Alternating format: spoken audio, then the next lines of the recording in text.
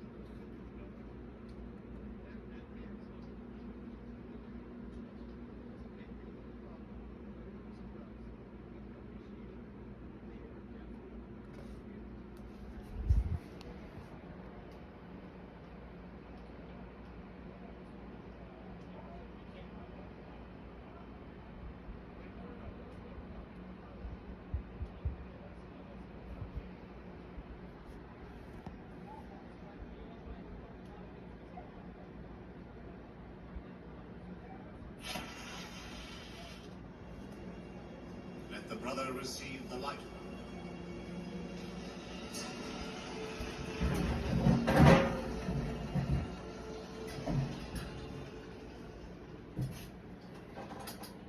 Masonic history is notoriously difficult to trace. Its origins are shrouded in the mists of time. As multiple streams converge to form a river, so Masonry itself has numerous tributaries. Just like a river, when one follows it back to the source, it virtually disappears, and one arrives at a trickle somewhere, a spring, or runoff from a glacier. Yet somewhere along its course, it undeniably becomes a river, and it is here that our story begins.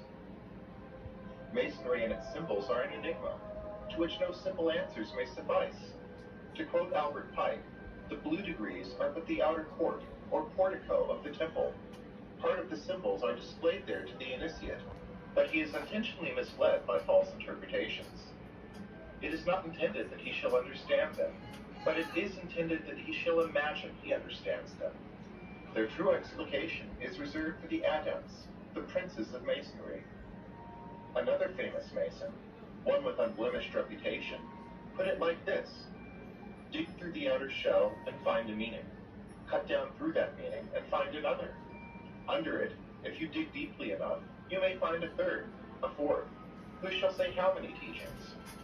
In this video, we will dig for one of these buried teachings and discover a key that unlocks many mysteries, that of the so-called widow's son.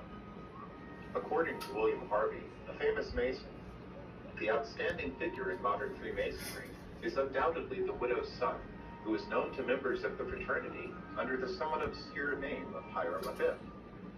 So is Hiram Abiff the iconic widow's son? It is true that Master Masons are raised in the image of Hiram Abiff, and many understand this to be the reason they are referred to as sons of the widow. Seldom discussed, however, is the question, who is the widow? Or better yet, who was the father? What is perhaps the oldest Masonic legend is known as the Legend of the Craft, from which we will now hear a few excerpts, bearing in mind that while nowadays few Masons actually believe this quasi-biblical legend, the early Masons took it quite literally. As Albert Mackey said, this narrative, up to the end of the 17th century, claimed and received the implicit faith of the craft, and, even in the 19th century, has had its advocates among the learned, and its credence among the unlearned of the craft. The Legend of the Craft. How this worthy science was first begun, I shall tell. Before Noah's flood, there was a man named Lamech, as it is written in the 4th chapter of Genesis, whose 4 children founded the beginning of all crafts in the world. Jubal was the elder son, and he found the craft of geometry. His brother, Jubal, found the craft of music. The 3rd brother, Tubal-Cain, found out smith's craft to work iron and steel, and their sister, Naamah, found out the art of weaving.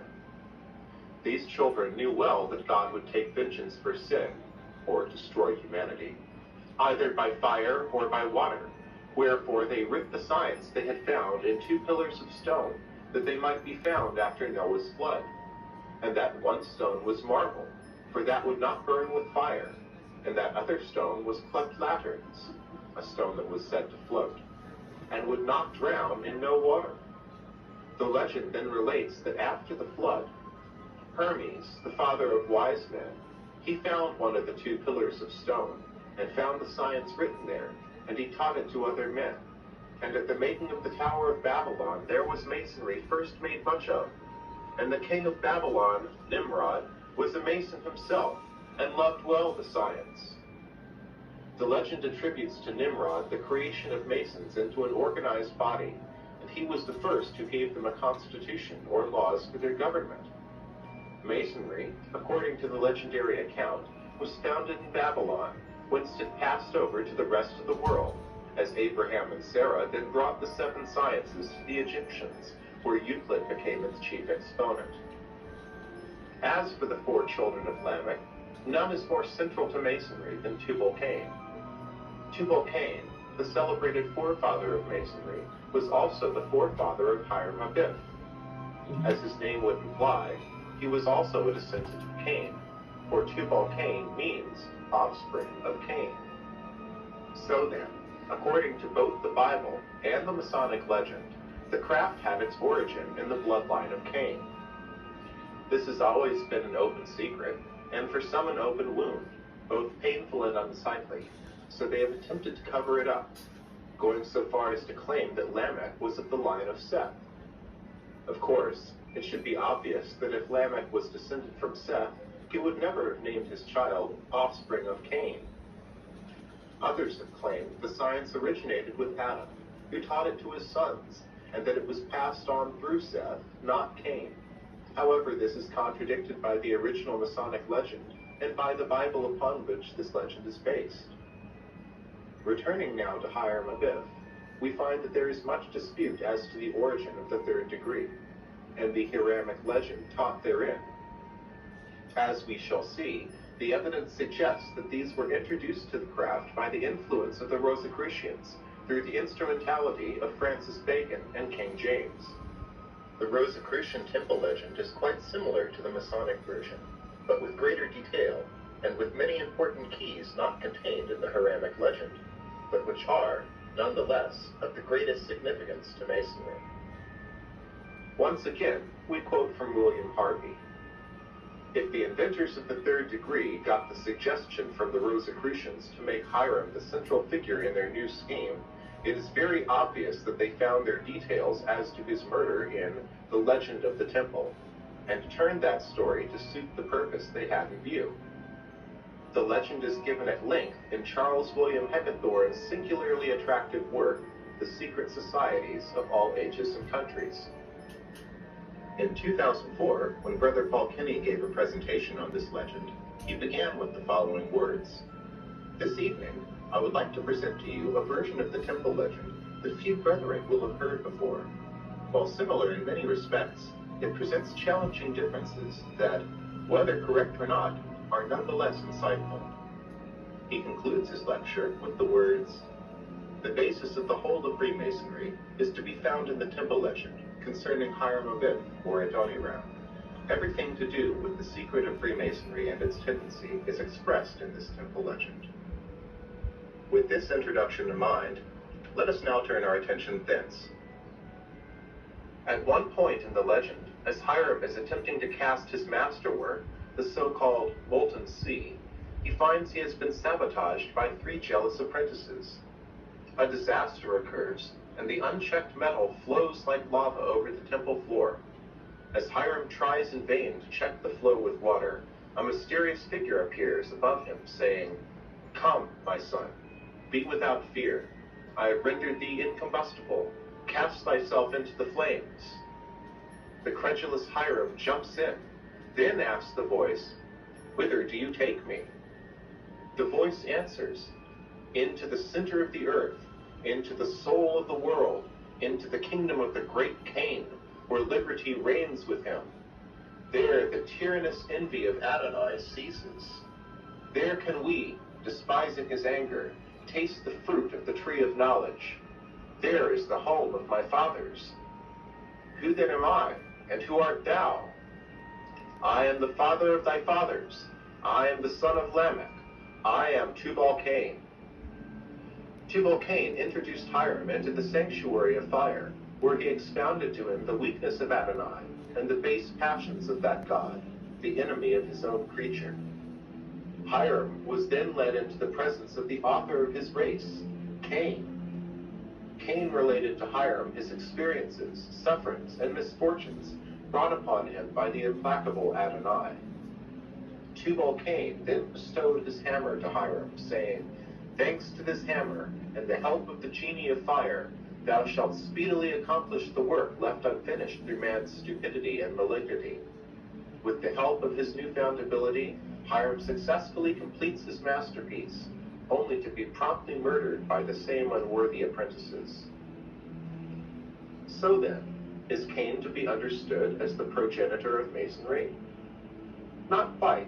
That prize can be awarded to his father, who, according to the legend, is not Adam. We shall now quote from the beginning of the temple legend, as given by Steiner. The ancestry of the builders of the mystical temple was as follows. One of the Elohim, or primitive genii, married Eve and had a son called Cain, whilst Jehovah, or Adonai, another of the Elohim, created Adam and united him with Eve to bring forth the family of Abel, to whom were subjected the sons of Cain as punishment for the transgression of Eve. Thus we see that Cain is a direct descendant of the gods, but Abel is a descendant of Adam and Eve, who are human. Cain committed fratricide. He killed Abel, and for this he was excluded from communion with Yahweh. He went away into distant lands and founded his own race there. Adam again united with Eve, and from this union came Seth, also mentioned in the Bible, who took over the role of Abel. Thus we have 2 generations of mankind, the race of Cain, who was a descendant of Eve and one of the Elohim, and the other race, which had human parentage, and was brought into existence at the command of Yahweh. Among the descendants of Cain are all those who have been creators of art and science, as, for instance, Methuselah, the inventor of the Tau script, and Tubal-Cain, who taught the use and working of metal ores and iron. In this line of descent, stemming from the Elohim, were all those who trained themselves in the arts and sciences. Methuselah, another of his descendants, invented the sacred characters, the books of the Tau, and the symbolic T by which the workers descended from the genie of fire recognized each other. Tubal-Cain dug subterranean passages in the mountains to save his race during the deluge, but it perished nevertheless, and only Tubal-Cain and his son came out alive. The wife of Ham, second son of Noah, thought the son of Tubal-Cain handsomer than the sons of men, and he became progenitor of Nimrod, who taught his brethren the art of hunting and founded Babylon. Hiram also descended from the race of Cain, and he was the inheritor of all that had been learned by the others of his line in technology and art. He was the most significant architect we can imagine. Well now, this is all quite interesting, but we still don't know who sired Cain. The legend merely says, one of the Elohim, and that it was not Jehovah. One of the fullest accounts of the legend is to be found in the writings of Max Heindel, in a work entitled Freemasonry and Catholicism, which, despite its simple title, is an important occult document of which we shall hear but a small fraction. I recommend that interested persons read the article in full, for the doctrine is disfigured by abbreviation.